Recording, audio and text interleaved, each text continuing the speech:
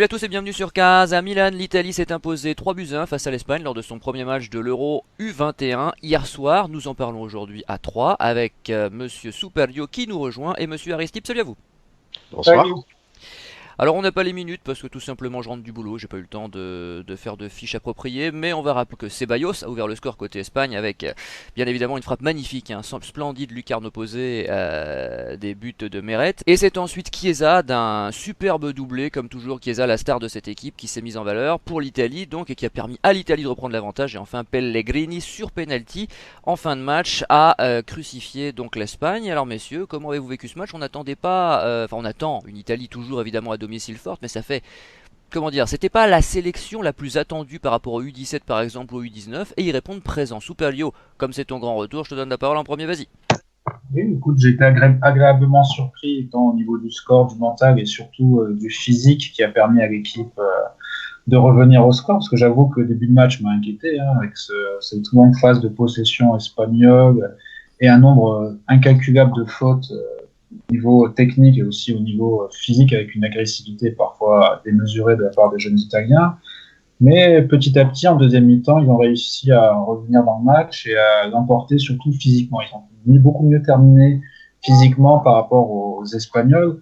Et contrairement à ce que tu disais, je pense que c'était une équipe qui était plutôt attendue, l'équipe Espoir, dans la mesure où l'Euro se passe en Italie et où déjà 6 joueurs de l'équipe ont joué de manière assez stable en équipe première avec Mancini récemment.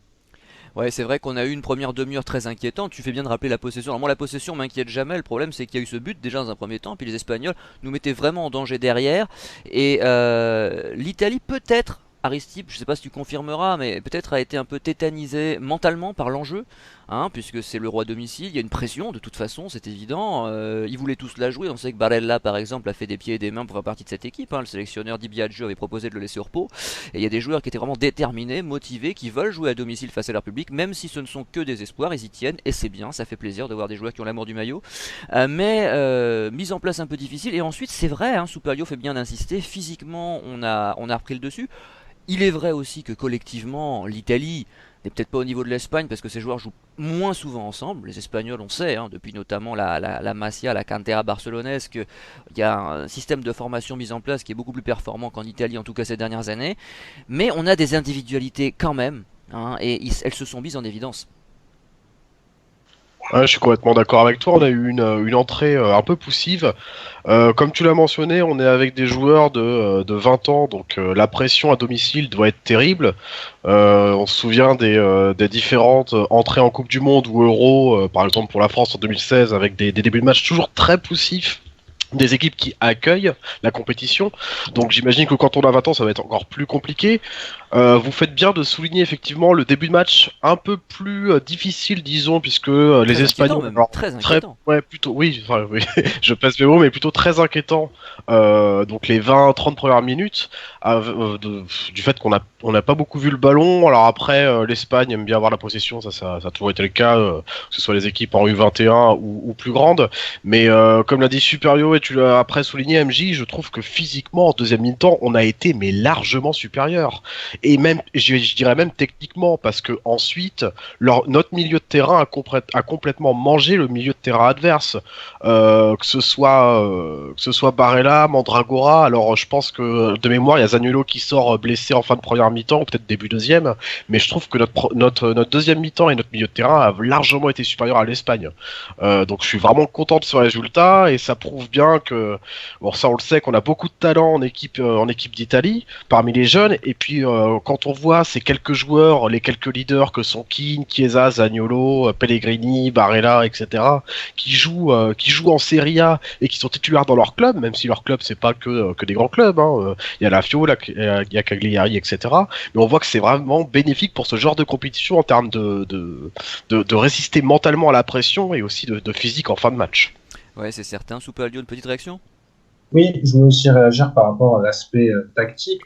La composition est un peu surprenante avec surtout le positionnement de Zaniolo qui l'a mis directement dans un 4-3-3 Ailier, c'est ça. ailier droit.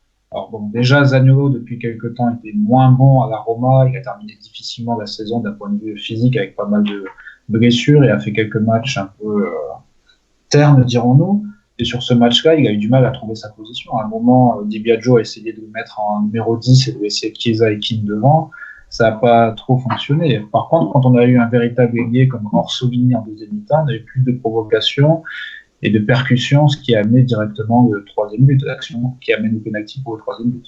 Orsolini qui avait été pisté à une époque par le Milan et auquel on a préféré, je crois, à l'époque Suso, bien sûr, avec les résultats que l'on sait, et Chiesa, qui aurait pu être pisté également, Oui. Chiesa auquel le Milan a préféré, Çalhanoğlu, Castillejo, enfin toute la clique, c'est toujours intéressant. Je pourrais citer Barella aussi, auquel le Milan a préféré Kessié, on peut faire... Non mais c'est vrai, c'est très très long, comme ça, on les voit tous ces jeunes, là on les voit, c'est ça qui est intriguant quand même, c'est qu'on voit tous ces jeunes briller. Alors vous allez me dire c'est qu'un match, bon c'est quand même l'Espagne en face, c'est un début c'est une entrée en matière quand même pas si simple que ça, parce que c'est l'autre grand favori de la compétition, et on voit ces joueurs là malgré tout tirer leur épingle du jeu, on sait qu'ils sont bons etc, mais nous on préfère des bras cassés, c'est comme ça, allez comprendre. Super, il y a un petit point supplémentaire. Non, je voulais dire que ça fait du bien de battre l'Espagne dans une compétition de jeunes, surtout pas dans les compétitions espoir, puisqu'on a perdu la finale de l'Euro Espoir en 2013 4-2, c'était l'équipe avec Verratti, Insigne. Le dernier Euro, on a perdu 3-1 contre eux, avec un but de Bernardeschi, Gagliardini qui se fait expulser. On avait perdu 3-1 contre eux de manière assez nette. Et là, le match était assez mal parti avec 0-1 au bout de 10 minutes. Donc j'avoue que j'ai pensé encore à un scénario assez catastrophique contre une jeune équipe d'Espagne. Et ce qui est intéressant, Aristide, on parlait de physique, on parlait de tactique, etc., mais c'est mentalement de voir les capacités de réaction de ces joueurs qui sont quand même archi dominés. Alors ils sont bien aidés par un exploit individuel de Chiesa, on va pas se mentir, parce qu'il nous fait un contrôle café crème vraiment sur le côté gauche. Ensuite, on sait pas trop s'il veut centrer, je sais pas s'il veut réellement frapper. Je sais pas si on aura le fin mot de l'histoire. J'ai pas regardé ses interviews parce que j'ai bossé toute la journée, donc j'ai pas eu trop le temps de regarder les journaux. Mais il est clair que ça nous, comment dire, ça nous dope après. C'est-à-dire que c'est plus la même Italie après cette égalisation. C'est ça, bon, en fait, la pression qu'on a en entrée de jeu avec le public italien devient une force une fois que ça égalise. Dans le sens où tu vois vraiment le 12e homme dans ce stade de Bologne, c'était à Bologne, je crois. Oui, c'est ça, chez Et Orsolini. c'est ça, oui, Orsolini, tout à fait. Et donc ça devient vraiment un plus après le but de Chiesa. Et comme tu le dis, mais le but de Chiesa, il est incroyable ce but. Il est incroyable. Je crois que c'est Nicolo Barella qui fait cette transversale. Oui. Chiesa qui fait un contrôle, mais où il met vraiment la colle.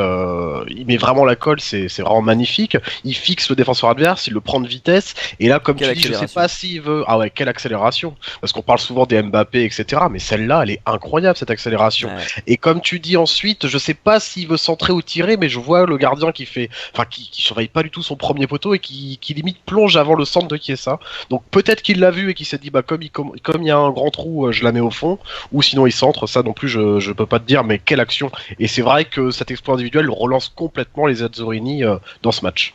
Oui, et puis ça, comment dire, ça, je vais pas dire ça assure pas la qualification, mais ça nous met quand même vraiment sur les bons rails parce qu'avec une première défaite, vu que la Pologne s'est imposée, si je ne m'abuse, face à la Roumanie, c'est pas la Roumanie, merde, la Roumanie dans le cours de la France. La Belgique, Face à la ouais, Belgique, c'est la merci. Belgique. C'est pas un petit groupe mine de rien, c'est pas des petits adversaires. On nous parle régulièrement des joueurs belges, des jeunes belges qui sont très performants paraît-il.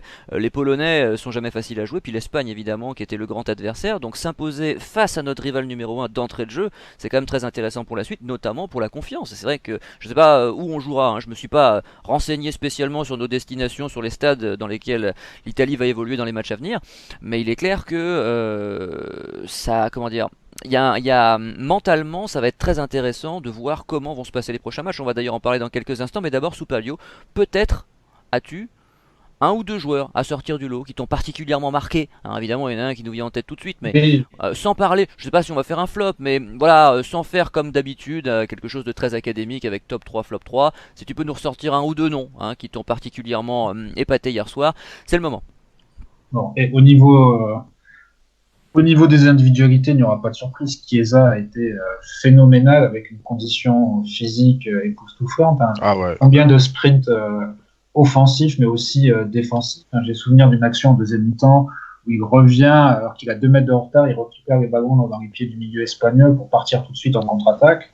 Il a été phénoménal dans ses appels et montre bien tout son potentiel.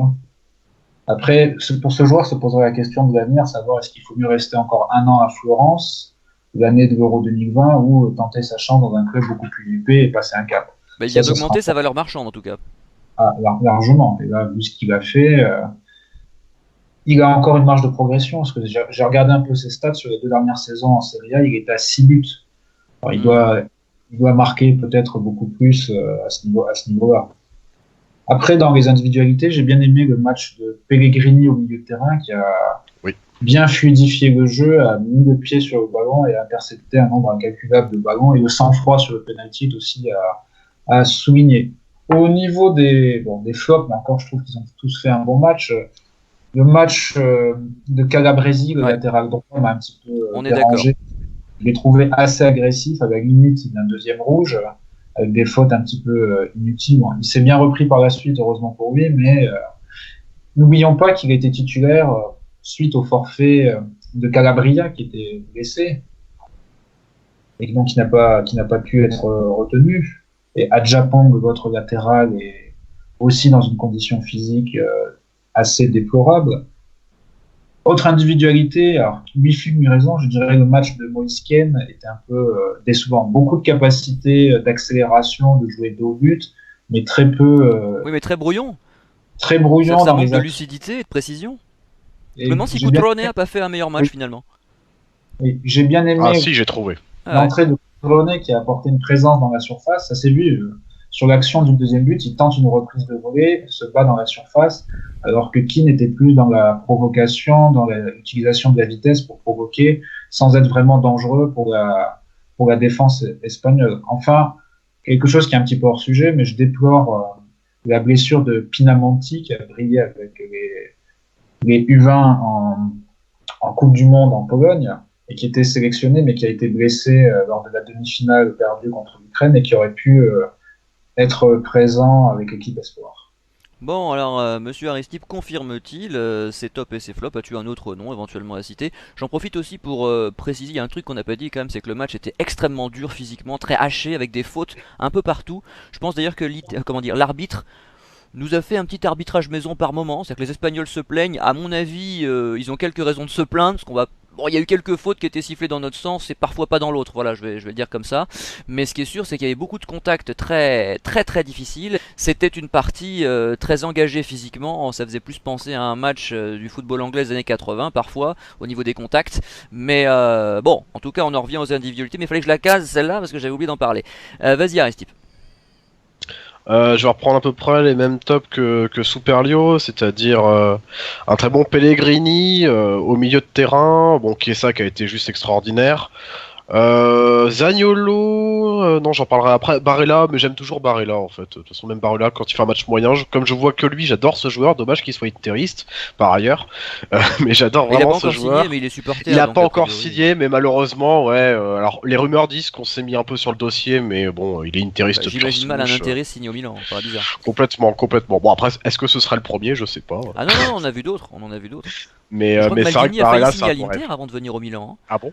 Ah bon, Oui, Maldini à l'Inter? il me semble, oui, oui, oui, il y a eu un truc incroyable que Maldini aurait pu jouer à l'Inter, je sais plus pour quelle raison, à vérifier, mais il me semble avoir vu ça quelque part. Ah bon. Et du coup, donc voilà, Barella, Pellegrini et Chiesa pour les tops. Et puis je dirais les un peu moins bons. C'est vrai que j'ai trouvé Keane un peu en deçà. Il gardait un peu trop le ballon, il était assez aux abonnés absents et je trouvais que la rentrée de Coutronnet vraiment très bonne là-dessus et vraiment meilleure. Et comme l'a dit Superlio, c'est lui qui nous amène le doublé de Chiesa puisqu'il se bat à la base, il va reprendre la balle en première intention et faire une reprise du droit, si je crois bien, Oui, oui, et c'est il ça, est ouais. contré. Donc non, belle entrée de Coutronnet. Alors après, il a eu moins de choses à se mettre sous la dent dans le Non, sens non, mais où une ou deux interventions intéressantes quand même. c'est ça, exactement. Bah, il a eu que ça et comme avec le Milan en fait. Il a que deux trois ballons, il les négocie bien et après le reste on le fait rentrer à la fin et quand il y a déjà à gérer le match à 2 buts d'avance quoi. Donc belle entrée de Coutronnet et Zaniolo que j'ai trouvé un peu en deçà aussi, mais en même temps à sa décharge, bon il a joué le temps du match où l'Italie avait vraiment du mal. Donc voilà, par ces deux mini flops que sont Keane et Zaniolo, sinon le reste. Et pour Calabresi, j'avoue que j'ai un peu moins regardé. Alors Calabresi c'était pas terrible, moi c'est le premier qui m'a marqué. J'ai pas été séduit particulièrement par la défense centrale non plus, je dois dire. Je m'attendais De à mieux, ça n'a Mancini, pas tu veux été le dire? point fort. Bah, je pense à surtout Bonifazzi qui m'a pas emballé. Euh, enfin bon, c'est pas dramatique, mais j'ai trouvé qu'au niveau du marquage, ça laissait parfois à désirer parce que les Espagnols en fin de match ont eu quelques occasions. À un moment donné, les joueurs étaient démarqués et je pense que l'Italie a eu chaud par moment à cause de ça, justement à cause des errements de certains défenseurs. Et puis j'aurais aimé voir Mandragora à un autre niveau. Je n'ai pas été du tout emballé par son match, c'était assez sobre, mais je trouve pas déterminant, Ouais, moins en tout c'était cas ça, c'est vrai. que j'aurais pu l'imaginer. Effectivement, Zaniolo, dont on attend qu'il brille de mille feux, parce que c'est quand même le grand espoir italien Ah oui. cette année, quoi. Hein. C'est la vraie satisfaction de la saison. Alors c'est vrai que Superio nous rappelle qu'il finit un peu moins bien, mais dans l'ensemble, il a quand même montré de très très belles choses, et c'est la vraie surprise que peu de gens l'attendaient à ce niveau. Superio, justement, un petit mot. Oui, je voulais rajouter deux choses sur Mandragora, qui n'a pas fait une saison extraordinaire à Udine. Il a été acheté assez cher, hein, plus de 20 millions d'euros, ce qui est assez énorme pour un jeune joueur, et surtout pour un joueur comme lui. J'aimerais aussi parler de l'absence dans le milieu de terrain de Tonali, hein, Mais qui était sur le banc? qui était sur le banc, comme Locatelli, qu'on avait vu s'échauffer un moment à l'image sur Udine, qui auraient pu être des titulaires en puissance et faire du bien au milieu de terrain. Parce que Mandragora, je l'ai trouvé assez lent au milieu de terrain et assez imprécis. Il y a eu quelques pertes de balles au niveau des relances. Concernant les centraux, moi, je les ai trouvés assez lents. Bon dans le jeu aérien, mais assez lents. Mancini, je l'ai déjà vu avec l'équipe nationale en jouant arrière droit où il n'a pas été terrible. Il a été un peu mangé par Dzeko la semaine dernière contre la Pisté Bosnie. un peu par le Milan, je crois, hein, si je ne m'abuse. À condition, Oui, de c'est faire ça. jouer, à condition de le faire jouer dans l'axe. Et c'est vrai qu'à l'Atalanta, il a bien rendu, mais dans une défense à 3. J'étais surpris de voir le jeune Bastoni qui a un bon potentiel sur le banc, plutôt que Mais il aurait pu partir titulaire, c'est vrai. Ouais. il aurait pu partir titulaire. Après, la défense ne m'a pas donné de grands gages de sécurité, mais il faudra voir avec le temps. Déjà, le choix du gardien Meret, pourquoi pas? C'est dommage d'avoir fait jouer Audero les 10 derniers matchs pour mettre Meret titulaire vers la fin. Mais bon, Meret, sur son potentiel, cela ne se discute pas. Et je trouve qu'il a fait plutôt un bon match avec des arrêts, un seul arrêt plutôt sur une frappe lointaine, alors que la première, il ne pouvait pas grand-chose. Il faudra voir sur la suite cet Euro, voir comment l'équipe va gérer le match contre la Pologne, hein, qui vient de battre la Belgique, et surtout C'est mercredi soir. après le match contre l'Espagne, hein, voir comment ils ont digéré physiquement, parce qu'il y a eu quand même beaucoup d'efforts pour gagner ce match contre les Espagnols. À noter, tu parlais des gardiens, que j'ai pas suivi la compétition des U20, mais je crois que Plizzari a été très bon. J'ai eu de très très bons échos sur sa compétition. Oui, il a arrêté des pénaltys, il a fait un très bon mondial. Mais les deux derniers mondiaux faits par l'Italie dans cette catégorie d'âge étaient plutôt bons. Hein. Troisième en 2017 avec Orsolini qui finissait meilleur buteur. Et là, quatrième en 2019 avec une élimination contre le futur vainqueur. Ils ont fait tout à fait un parcours honorable, hein, comme toutes les sélections de jeunes dernièrement. Les U17 sont aussi sur 2 finales perdues de l'Euro. Hein. Oui, en sachant que les U20 sont rarement notre catégorie de prédilection. Oui.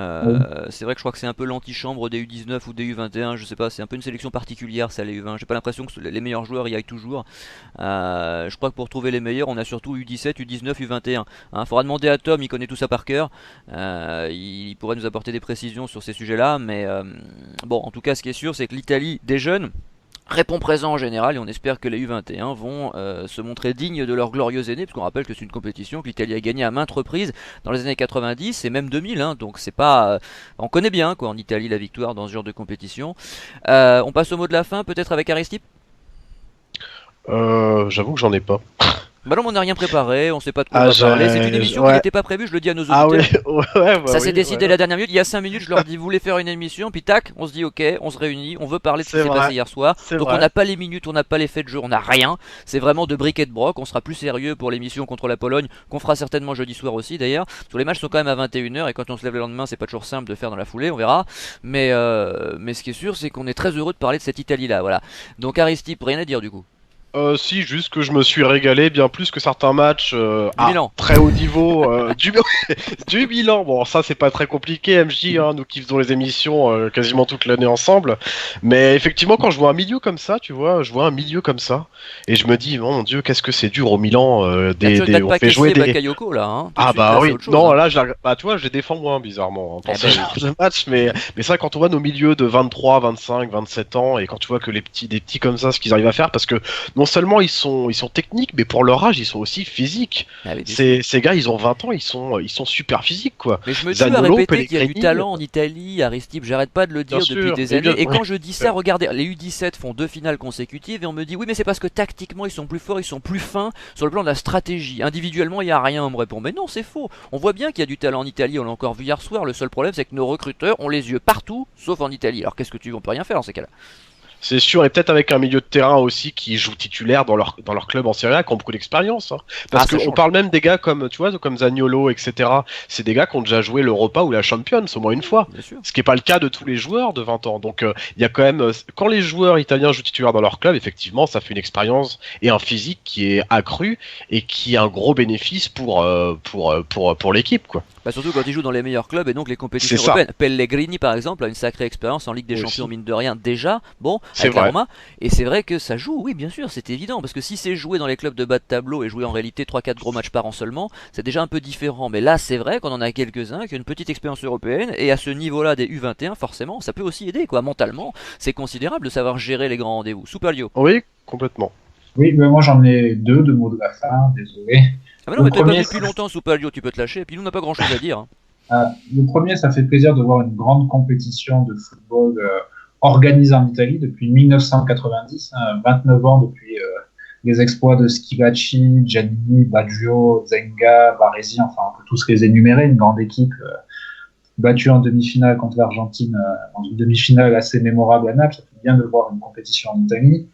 Et mon deuxième mot, c'est par rapport à un événement qui s'est passé aujourd'hui à Rome, où Francesco Totti a annoncé son départ de l'AS Roma. Je trouve ça bien dommage un ancien joueur de son calibre qui a écrit l'histoire de l'AS Roma soit contraint de partir parce qu'on lui a pas accordé suffisamment de crédit et de pouvoir au sein de son Oui, c'est club de ça. cœur. C'est Pour ce qu'il dit. lequel J'ai lu il a l'interview. Il y fait. a une polémique, comme quoi. D'ailleurs, la dirigeance, enfin les dirigeants ont répondu dans la foulée, comme quoi ils avaient la mémoire, enfin comment dire, leurs souvenirs n'étaient pas identiques, si j'ose dire, mais visiblement, il y a eu bisbille effectivement avec les dirigeants. Ouais, tu as raison.